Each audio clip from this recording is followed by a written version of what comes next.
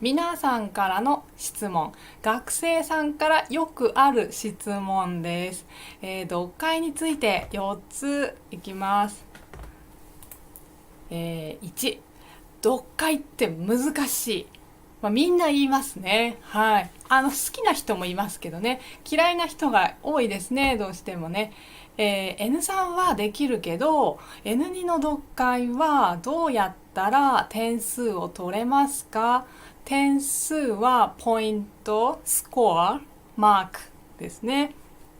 そう。どうやってこれ、読解問題は全部の問題が難しいじゃないんです。そう、簡単な問題もありますよ。はい。それに、たくさん書いてあるってね、私読みます。大丈夫です。それに、100点取らなくても合格できます。もう 100% できなくていいんです。もちろんです。はい。大丈夫、大丈夫。問題は N2 は5つのタイプがあります。問題がいろんなタイプあります。短い話とか少し長い話とかインフォメーションを探しますとかいろいろあります。これ5つあります。これ全部のタイプができなくても大丈夫です。全部のタイプできなくても合格基準点というのは合格するのに絶対に19点必要ですね。19点までは取れます。大丈夫。全部できなくて大丈夫です。じゃあどれをすればいい？どのタイプをすればいいですか？それはあなたはとのタイプをよく練習してくださいと私よく言います。はい。これは練習しやすいからです。はい。じゃあ次。読むのが遅いんです。私時間がかかりますね。テストの時全部読み終わりません。どうすればいいですか？はい、心配ですね。大丈夫です。全部読まなくて OK です。読まなくていいです。はい。全部読まなくても点数、スコアは取れます。大丈夫です。できます。あなたはテストの時、をまずします。最初、これ。次、これを読みましょう。はい。と、よくアドバイスします。話します。はい。大事なのは、全部読まなくていい。これですね。ね。じゃあいいんだ。ちょっと安心しますね。そう。全部読まなくて大丈夫です。次。読めるんだけど、読めます。大丈夫。読めます。いいですね。でも、合格点まで、合格するスコア、合格のポイントまで、あとちょっと足りません。ないんです。どうすればいいですか？あとちょっとですね。その人は、あなたは、タイプをたくさん練習してくださいと言います。このタイプは練習すると点数、スコアが上がりやすいというのがあります。はい。何々タイプが、これです。何々タイプが読めると得点もスコアですね。自分のスコアです。が上がります。アップします。良くなります。私のクラスでもこれの読み方を練習します。練習します。はい。これまでの、ね、私、ですね、ここ知りたいですね。この答えは、クラスに入った人にアドバイスします。すみません。ここではちょっとまだ言えないです。はい。最後の質問いきましょう。これ。問題は読めるんだけど、問題も読むのあまり遅くないし、漢字もわかるし、語彙もわかる。読めます。でも、答え ABCD とか1234どれですか？選びますね。その時間違えます。どうして？私読んだ。でも答え違う。私2だと思ったら答えは4だった。どうして？これです。はい。これは読み方が違います。答えの出し方が違います。読み方というのが大事です。とても。はい。読解は漢字や漢字大事ですよね。N2 の漢字とか語彙、これ語彙です。ボキャブラリーです。語彙の意味を知っているだけ。意味わかる。漢字も読める。意味わかる。語彙も意味わかりますよ。それ知ってますよ。それだけでは正しい答え、本当の答えを出せません。ここが難しいですね。筆者は書いた人です。読解を書いた人の文章、その話を正しく理解、わかる、理解する必要があります。これが難しいんです。はい。残念ながら、これちょっと言い方難しい。残念ですがの意味ね。残念ですが、このタイプの人、こういう人です。読めるんだけど ABCD で間違える人は、一人で勉強していてもなかなか間違いに気がつけないです。自分でどうして違う？これわからない人が多いです。誰か先生に教えてもらいましょう。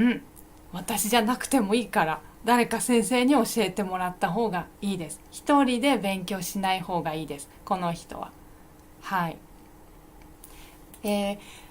もし私だったら私のビデオレッスン、これ私のレッスン授業はビデオでします。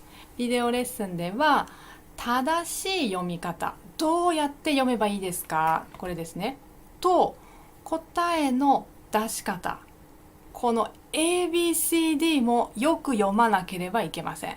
これの出し方を説明します、話します、教えます。ですからそれが分かるようになると思います。これが分かるようになると思います。はい。じゃあ、誰が教えてくれる？ね、これももちろんでしょってね。これ 100% 私が教えます。はい、私です。これですね、日本語学校やオンライン学校ですとたくさん先生がいるんですね。先生たくさんいて自分で先生を選べない。この先生がいいです。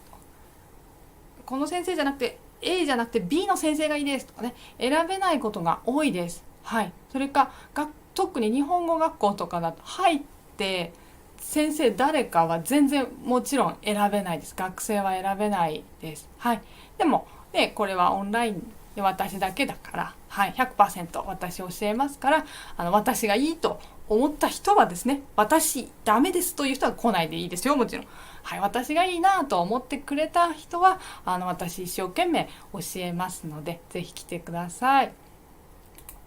で、じゃあ私ってどういう人っていうのね、あんまり今まで、話してるけど、もう一回言おうと思います。私についてです。私はですね、私は教師歴と読みます。これね、漢字。今日漢字がいっぱいありますが、JLPT には出ない漢字たくさんあるから読めなくても大丈夫ですよ、皆さんね。教師歴というのは何年という意味です。教師は教える先生ですね。ティーチャーですね。先生をしている、この仕事しているのは私は13年目です。はい、今年2022年で13年目になりました。はい。で、私は大学院で、日本語教育学を専攻メジャーですねしてました。これは英語だとこれだけど外国人の方とか、子供の時から日本語を使っていない、そして、外国語として日本語を勉強する人のためにどうやって日本語を教えればいいですかというのを研究していました。はい、そうですね。そういうのを日本語教育学と言います。はい。で、私は大学とか日本語学校とかで教えてました。で、日本もだし海外でも教えていました。指導と読みます。これ指導は N2 だったかな。覚えた方がいいかもで N2 じゃないかな。ちょっと難しすぎると思いますね。これ教えるっていう難しい言い方です。はい、教えてます。そして、どういう学生ですかというの。ヨーロッパの人、アメリカの方とかアジアの学生、アジアもいろいろですねの方々とか、世界各国いろんな国、世界各国の学生さんです。2500人以上の学生さんに教えてきました。はい。で、指導レベル、どういうレベルの人ですか、ね、日本語も上手な人に教えましたか、いえいえ、私教えたのは、初級一番最初から上級一番上のレベル、上手な人までいろんな人に教えています。これです。例えばひらがなカタカナ、もう一番最初ですね。これね、ひらがなカタカナ読めません。はい、教えます、ね、教えますはね、はい、教えます、ね、これ言うと学生わかりませんね。大変なんですね。ひらがなカタカナ教えますね。はい、しますよ。これもひらがなカタカナとか、大体レベルだと一番最初ですから、N5 レベルですね。そう、こんにちは、ね、皆さんこんにちは、私は、ね、これです。日本人です。例えばですよ、これそう。こういう風に話すですね。N5 レベルの人ももうたくさん教えていますし、一番上の N1 レベルの人も、はい、たくさん教えています。あとはEJU って知ってますか？日本留学試験と言います。日本の大学に入りたい外国の方々、外国の人に、テストがあります。日本人と同じクラスで勉強するんです、この留学生は。だから日本語とってもできないと日本人と勉強できないですね、大学で。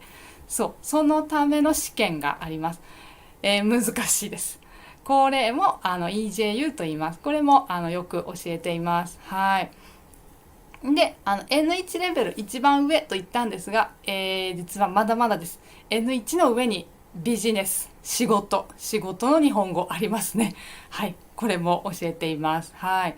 ですので一番下から一番上までいろいろな方に教えてきました。はい。